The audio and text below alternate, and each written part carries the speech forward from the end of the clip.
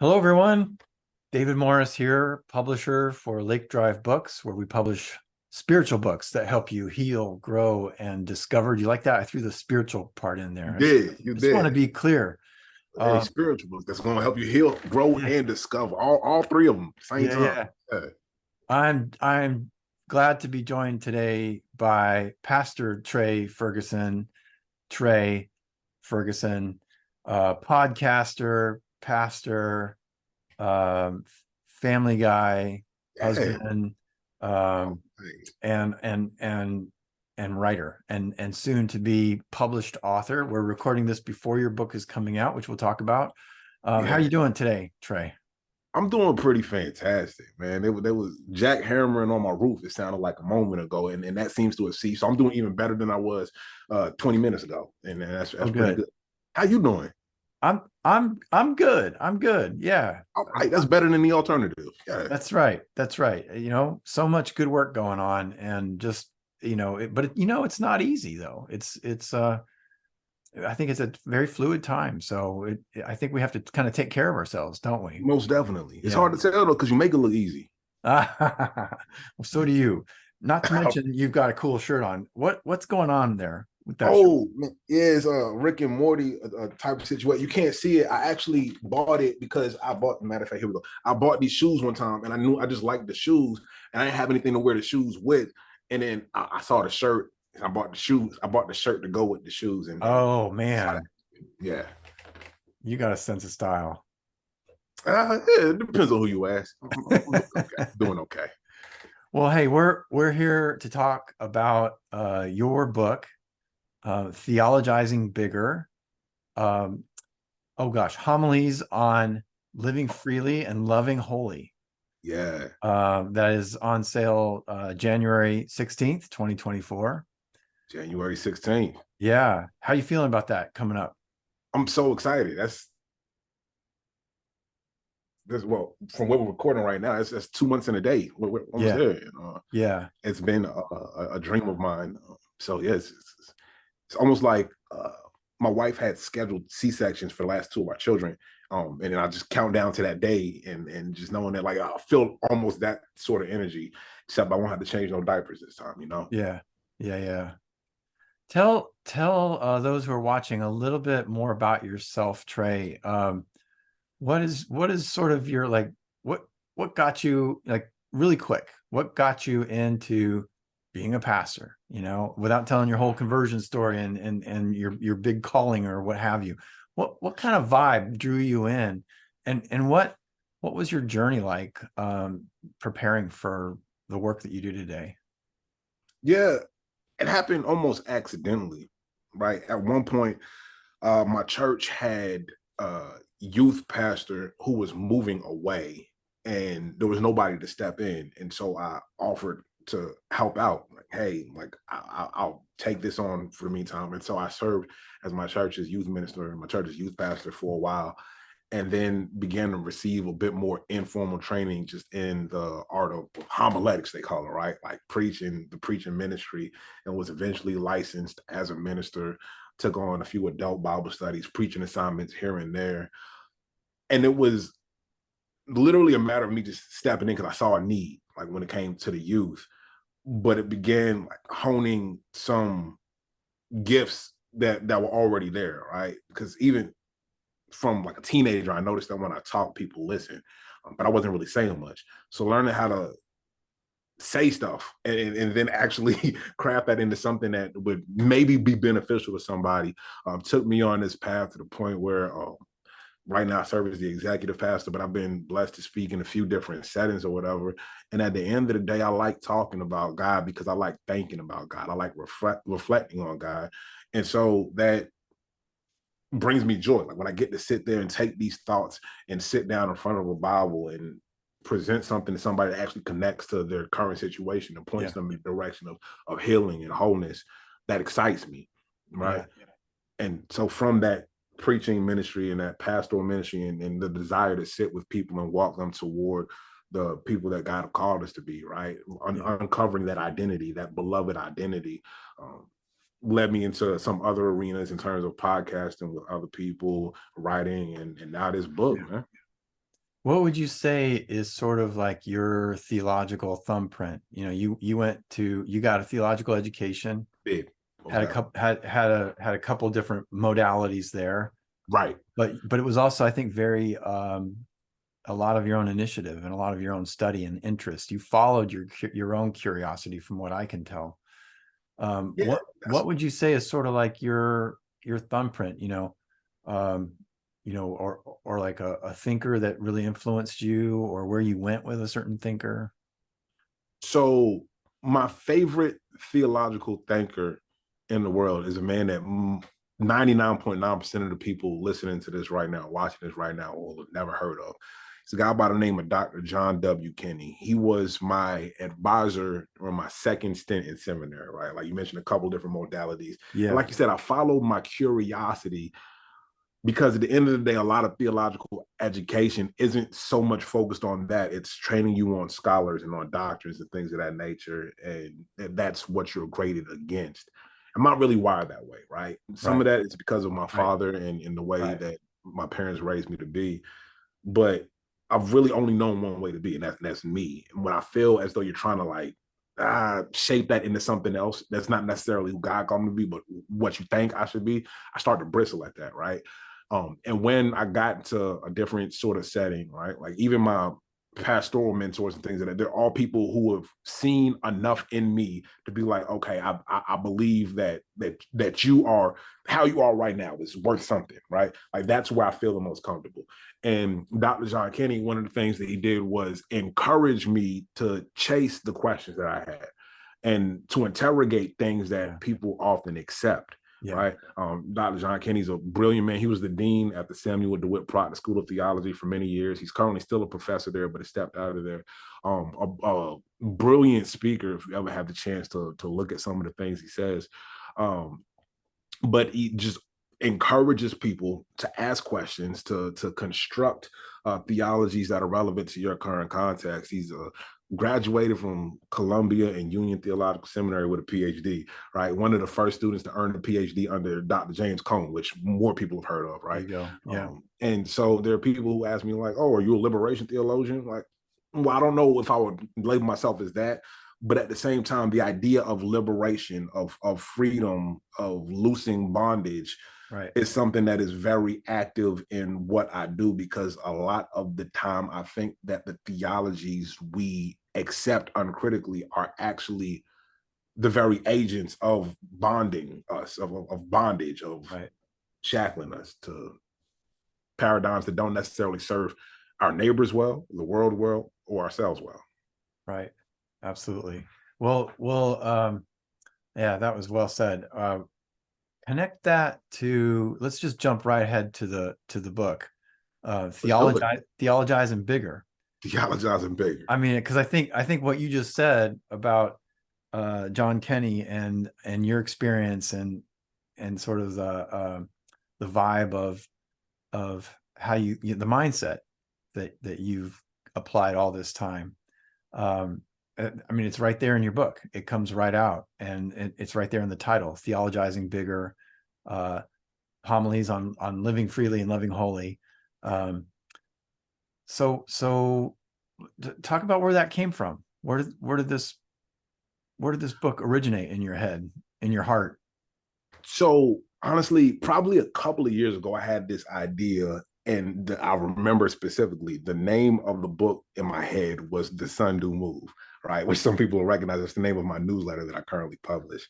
And I had this whole outline going out, and I had spoken to a couple of people around it, and it was really hard for people to wrap their heads around because it sounded kind of heady, right? Because if I were to distill all of the concepts right now that are in Theologizing Bigger and strip away the flashy chapter titles and the tweets at the top, and then just tell you what was in my mind, it would sound like ethereal, kind of out there, Yeah, because I'm a theological thinker, and when I talk in those terms, it doesn't, you don't get the full Trey experience, right? That I'm kind of a down to earth guy. And when the book actually took the shape it has right now was actually when I had a conversation with Marla Taviano, another one of your authors, who was like, "Oh, like, what if you wrote a book about XYZ?" And at the time, she was kind of thought she was pitching another idea. And I was like, "No, this is what I've been trying to do the whole time." But she helped me to think about it in a way that would actually connect with people who aren't interested in like formal theology or theological settings. And that's what I was trying to do the whole time. I just had a hard time articulating it. She helped me drill down into like, no, people want to listen to you because you're Trey, not because you're educated in this way. I'm like, oh, and then it started clicking like, oh, this is how I talk about it. Yeah. Just the idea of theologizing, Yeah. like the word theologizing is not a word that most of us use, Yeah. but that's what I do, you Yeah. know? Yeah. Let me ask you, I'm remembering, because I helped edit your book. Yeah. I remember asking you, you talked about how you've always been curious. And I'm one of those editors who are like, okay, you got to explain that, Right.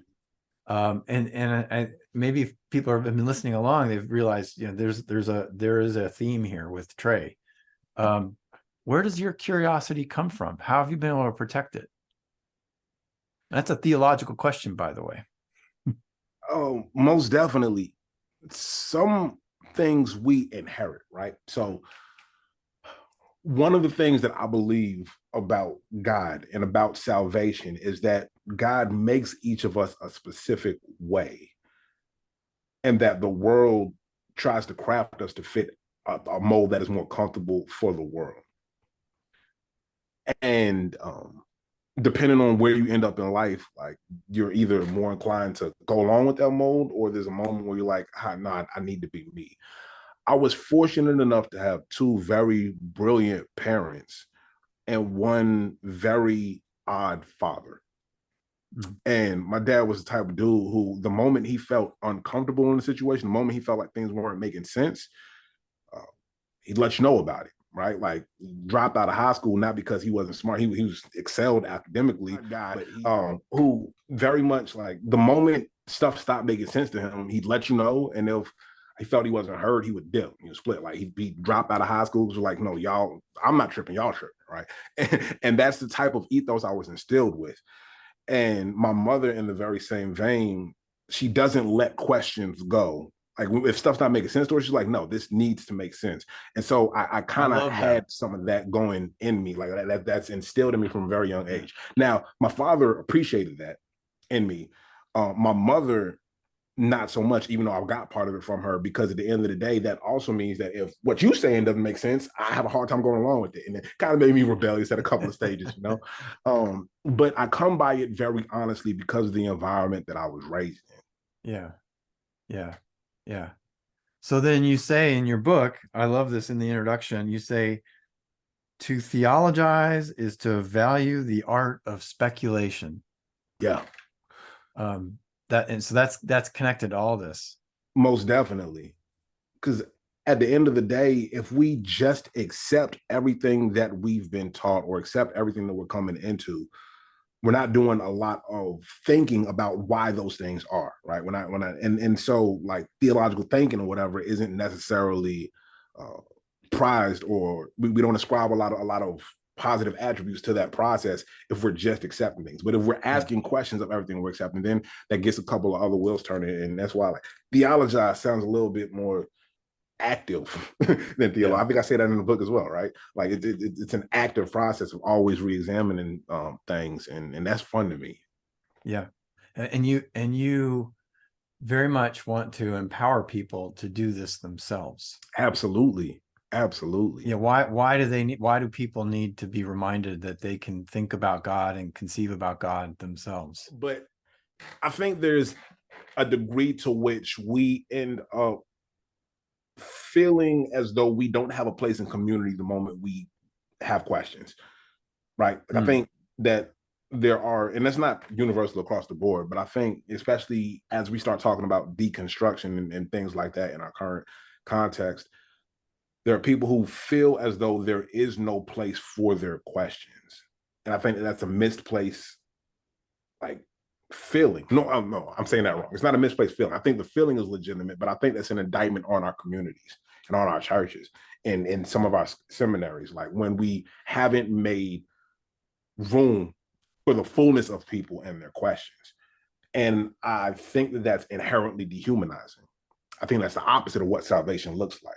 So I Mm. think all of those curiosities, all of those questions, all of that speculation is with you, like even in the resurrection, all of those things. And so if I take my call seriously to point you toward God, to lead you in the way of Jesus, then no, I need to encourage you to bring that part of you with you. That's part of what salvation looks like. So our communities are failing us in our when we bring our curiosity and our questions. Why Some of why them. do you, why do you think, like, how connect that to the time we're in right now? Do you feel like that's a particularly big issue right now, and hence the book? Absolutely. And the reason is because a lot of our orthodoxy is built upon shaky premises, right? The presuppositions need to be examined. The problem with that is that there are people who have derived a great deal of power, safety, and security from the.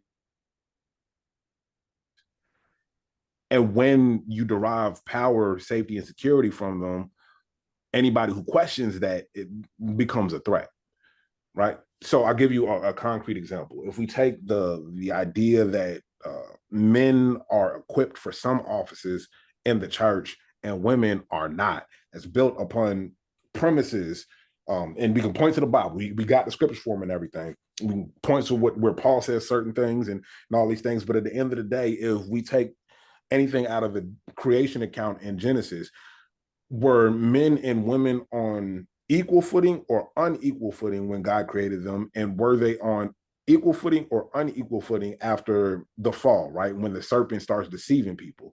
If that unequal footing doesn't come in until after the deception, then we need to actually question the presuppositions that we're building all of these like ecclesiologies, all these church structures around.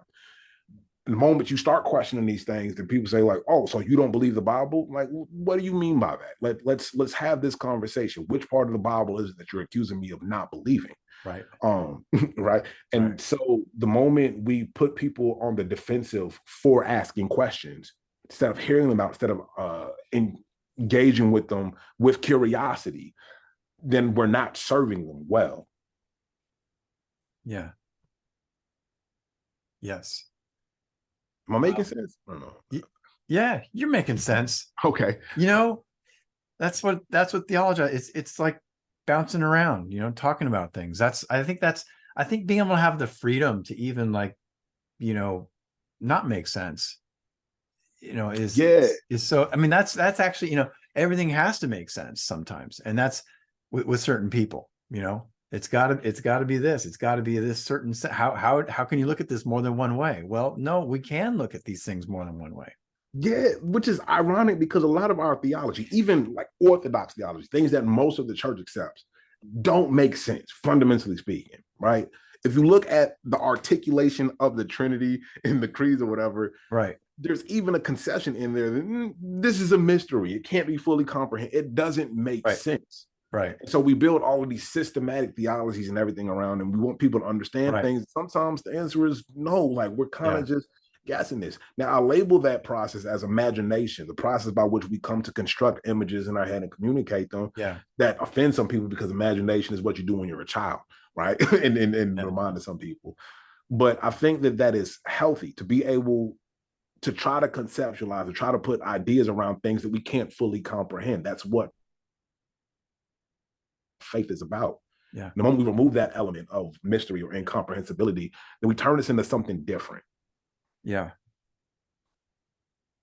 I would like to come back to imagination. I want to ask a question on that, but what I want to talk about first is uh how I'd love to hear from you is we're very much in a time of reckoning going on with faith and religion in the United States. You and I both know, and many listening will know, there's been a lot of people leaving church, Yes. disconnecting from the church as we know it, and there's a lot of reasons why. And it's a massive movement, and maybe it's more of a white movement too, to be more specific, but I'm sure it's not strictly there.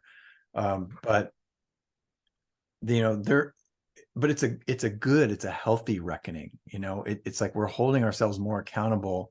We're looking at our faith, our religious practices and our beliefs and the way we gather, and we're saying, hey, what we say we do, we're not actually doing. And that's why a lot of people are saying I'm kind of done. And that in itself is like an act of resistance. Yes. But what is also there is an act, a desire for affirmation. Right. And I'm gonna pause for a second, because right now I'm reading a book on it's about our nervous system. It's psychobiology. I have a psychology background, right? Okay, I'll So give you a pass. I'm about to say we're not here to talk about nobody else, but we're here to I'm talk about my nerding book. some But stuff, yeah. okay, yeah. But okay, so like when you're processing things visually, Right.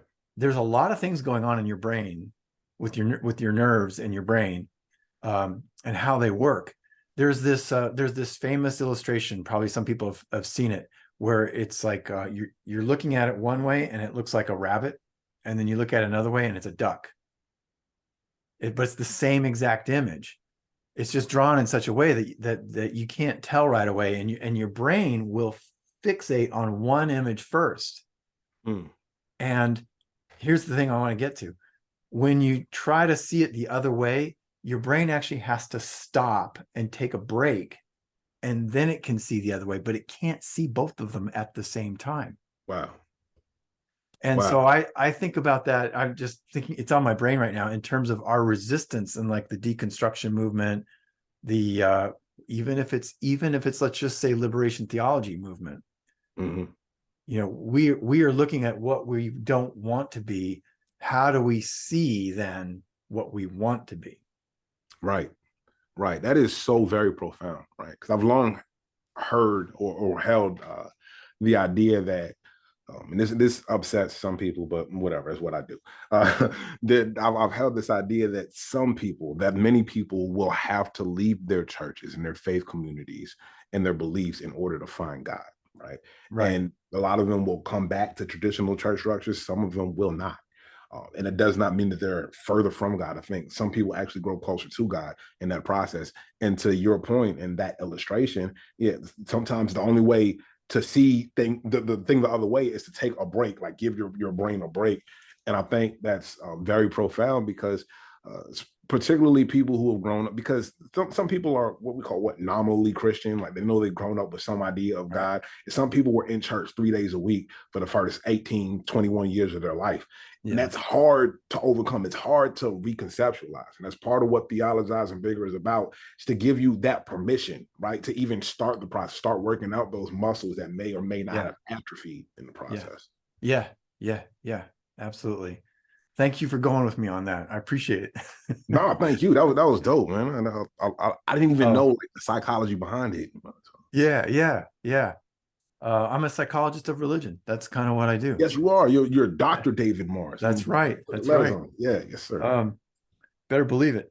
So how do you, when you are preparing a message for the people the faith community that you speak in front of fairly often these days, they're in South Miami, right? Yeah. I'm in Homestead, Florida. It's the southern tip of Miami-Dade County. Yeah. There you go. So what is your process like? You know, when you start thinking about the weekend's message on Tuesday or Wednesday, how do you touch base with your imagination? That's a great question. I think for me, because of the tradition that I've inherited and was raised in, we always start with a text, right? Some passages of the Bible, some people use many of them. I typically like to focus on one passage myself. I don't do too much hopping around until like thematically some things start sparking in my brain. But I'll often like to think of, okay, when Trey first started preaching and what they call expository preaching, right? When we just we expound upon a particular text, like where would I have defaulted, right? And I'll think through what that message would have been. And what I like to try to do is find some way around that, right? Like I like to take an approach that may not have been expected. Like if I were to sit here and if I had two cracks at preaching a sermon on the same scripture, I want to skip to that second one, right? Like if after I've exhausted what people are expecting, where can I get to in this? And for me, a lot of the time it's about not just what is the author of that text saying about God or about the community of God or the history of God's people or anything in there, but what can we learn about God even from what they're saying about God? And sometimes it might not be that comforting, right? I come from a tradition where we tend to end sermons in celebration. There's a high point, and you hear it in the inflection of the voice and all these things. And to be clear, now I engage in that as well. But there are some times when, what if this sermon doesn't end on a high point? What if it ends on a somber note, right? What if I'm preaching through Psalm 88 where there is no happy ending to that psalm, where it just acknowledges the fullness of humanity and even the dark parts, the downsides? What does that tell us about God, right? And so sometimes for me, I'm sensitive to the critiques of religion as a whole, not just Christianity, but like, the famous Marx line, religion is the opiate of the masses. What if, Karl Marx. yeah, right? What if I circumvent the expectation you have to get that dopamine at the end of the sermon and instead acknowledge the fullness of what it is that you're going through? Can your salvation be fulfilled in that way as well, right? Can we sit with the barbarity of the crucifixion, even as we acknowledge the miracle of the resurrection? And so for me, a lot of time, and to be clear, I don't like to sit there and just preach and depressing stuff all the time. It's just a matter of how can we acknowledge the fullness of the human experience, because I believe that in Jesus Christ, God actually redeems and acknowledges all of that. It's not just preparation for heaven. It's how do we transform the earth that we live in right now to look like the heaven that we are hoping for. Mm-hmm. And sometimes that means we have to sit with uncomfortable things. And so when you ask, like, there's a real convoluted answer to a simple question, is like, what does the process look like? At the end of the day, I'm like, okay, how can I make you feel seen? Because at the end of the day, I believe that our faith is one that proudly declares that God sees you. How do I make you feel seen? How do I help you to uncover the person that God sees in you, the person that God called good back at the beginning of creation? And how do I help you to affirm that goodness in yourself and your neighbors? Right. And regardless of whether or not I'm looking at a story of David doing something terrible, or the story of God creating something beautiful, or a story of Jesus acknowledging somebody who may have been ignored by a large part of society, how do I help you feel seen and to affirm the things that God is saying about you and your neighbors so that we can build a better society together? Right. Mm-hmm. Mm-hmm. Does that answer the question? Yeah. Yeah. And that connects to your idea of wholeness in the book. You talk about wholeness. Right. To be able to see all of who we are, to not have to hide anything about who we are. Right. Because that's what love is. Love is, and I'll put that in the book as well. My functioning definition of love is the commitment to wholeness. If I love myself, I'm committed to my wholeness. If I love you, I'm committed to your wholeness. If I love God, I'm committed to the wholeness of all of creation. And that's what love is. It's that commitment to wholeness. It's not necessarily a feeling so much as a decision that I want to see you be all of who you are. Yeah. Yeah. That's just that very basic core message, but yet so easily overlooked and not just by human nature, but even by all the noise in the world that we live in today. Absolutely. Yeah. Yeah. I love it. We haven't fallen into some of the usual, categories about how we talk about things, how we talk about this stuff. Some of it's in the book, fundamentalism, racism, right, and so on. But there's like a core spiritual message that comes out of what you're doing here. Most definitely. I tried to take people through a journey in all of the different parts of our lives that theology touches, right? So even when I deal with things like racism and how we read the Bible and the confusion and the dissonance between our civic participation and our spiritual journeys and our civic messaging and our theological messaging and all of those things, I try to take you on a journey through the different areas of our life these things touch, so that we don't feel that we have to bifurcate them anymore, But Yeah. at the same time, like there's certain theological concepts that I think we need to bring clarity to, right? Like there's a Yeah. chapter in there that basically, in essence, deals with sin and what we're Yeah. talking about there. And that's inseparable from the idea of wholeness, because essentially, right, sin is that which creates an obstacle to wholeness, whether that's within you, within your community, or for somebody else. Sin is something that stops somebody from feeling the wholeness. And I think we gotta put better language around this, because a lot of times we keep on boiling sins down to things that we can point out wrong about ourselves and other people, as opposed to things that we can point out wrong about the world. Yeah. Like, Yeah. Yeah. And some of our theologies create that bifurcation. They split us apart absolutely, absolutely. Like as I said opposed to, earlier, yeah. some of our theology and our orthodoxy even is built upon shaky premises. And the moment you Yeah. examine those shaky premises, then Yeah. yeah, there's I Yeah. guess deconstruction is the right word. All right. One, we're going to go on a little bit longer here, and I might edit some of this out, but Okay. I feel like I didn't do a good enough job of checking in on some of your chapters, but I would just like to ask you about one of your chapters that you say in your book, you've got a dope resume for grifting. What the heck does that mean? Yeah, it's because people be out here grifting, just hustling. Like I see, like there's no way you believe the things that you're saying right now. You're just saying things because you know somebody's gonna eat this up, right? And Oh yeah. so there's I joke sometimes. It's not really a joke. It's an observation about what I call a Republican marriage. People are like, what does that mean? If you Google it, it's going to talk about some French form of execution where you're bound to somebody and drowned or something like that. No, when I say Republican marriage, I challenge anybody to look up any elected Black Republican at the federal level, right? Or even on the Supreme Court, and see if you can notice one thing that they all have in common. To a man, I say men because no women elected. The last woman elected in Congress as a Black Republican woman was Mia Love, who this also applied to.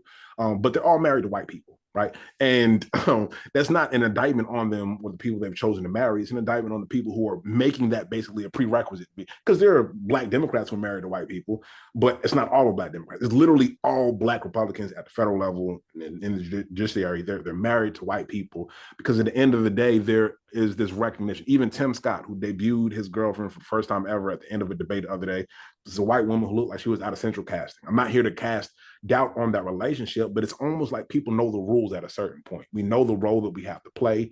We know the things that we have to say if we want to be accepted by certain crowds, right? I'm a Black dude. That's who I am, and I know that there's a certain crowd that would eat it up all the way if I just went and spouted a bunch of like incendiary, we're gonna call it conservative with air quotes around, but like actual, if I said things that racist agreed with as a Black man, like it would go all the way off. I say, oh, I have a dope resume. I could do it. I have the degrees, I have the education. As a matter of fact, the fact that I have one degree from a reputable like PWI, AAU level university, R1 university, and then another degree from an HBCU means that, oh, he's also Black, but he's educated. Like I could say all of those things and build a platform for being that type of dude. So when I say, yeah, I have a dope resume for grifting, yeah, that's there. I have a lot of the tools that people would look for in such a person to do the CNN Fox News circuit rather, holding water for some of Yeah. the most obnoxious politicians we ever heard of. Yeah. Yeah. And so like I said, that chapter, some of the chapters take the title directly from tweets I've sent, some of them from ideas. Yeah. But if you follow me on social media, you notice that a lot of the stuff I say is jokes, and that Yeah. was. How do you resolve it in that chapter? What's your message in that chapter, if you recall? I know I'm putting you on the spot. That's a great question. What is my message in there? No, I think my message is about principles and integrity, right? Because Yeah. the fact of the matter is that a lot of the people who hold those positions don't actually believe the things that they're saying and doing. And we know that because the moment they're out of those positions, like the tone switches immediately. Omarosa wrote a whole book about the horror she endured working in the White House after like going to, no, like we know who Omarosa Manigault Newman, right? So some of these people are literally just saying to get on. I'm like, oh, there is a degree to which some of us play that same role in church spaces and theological, we don't believe the things we're saying. Right. But we go along to get along. And Right. that part of Right. theologizing bigger is standing in your authenticity and your integrity and deciding, no, I'm not going to do that, Yeah. even if the doors are open for me. Yeah. Sweet. That's a great spot for us to end. It's awesome. So Candace Marie Bembo is writing the foreword to your book. Yes. It's wonderful. And Yes. one of the things she says is that Trey has got a great clap back. He doesn't, you know. So where can people find you and experience your clap back? Yeah, you can find me on basically any social media platform, or all the big ones at least, at Pastor Trey 05. That's Pastor Trey 05 on Twitter. I'm not calling it X. I don't care. I'm not doing that. Twitter at whatever that thing is called. Instagram. I'm on the TikTok as well. On Facebook, I look up, it's real Pastor Trey 05 on that one. But also PastorTrey05.com. It's a good place to find me on all those places. And you might want to subscribe to my Substack, PastorTrey05.substack.com. Get you to all of those places, you know. Please do, everybody. Thanks for being with us if you stuck around this long. And remember to like and follow this post. Share the word about Trey's book. That's how books work the best, is human to human relationships and word of mouth recommendations. So here's what I can guarantee you. If you open up Theologizin Bigger and you read a few pages of it, you will find something worth talking about. That is my guarantee. Whether or not you agree with it, whether or not, and you will know somebody who that book will help. That's my guarantee. Amen, brother. We're going to end on a positive note. All right. Can I say that? Is that all right? Sure. All right. Thank you, Trey. Most definitely.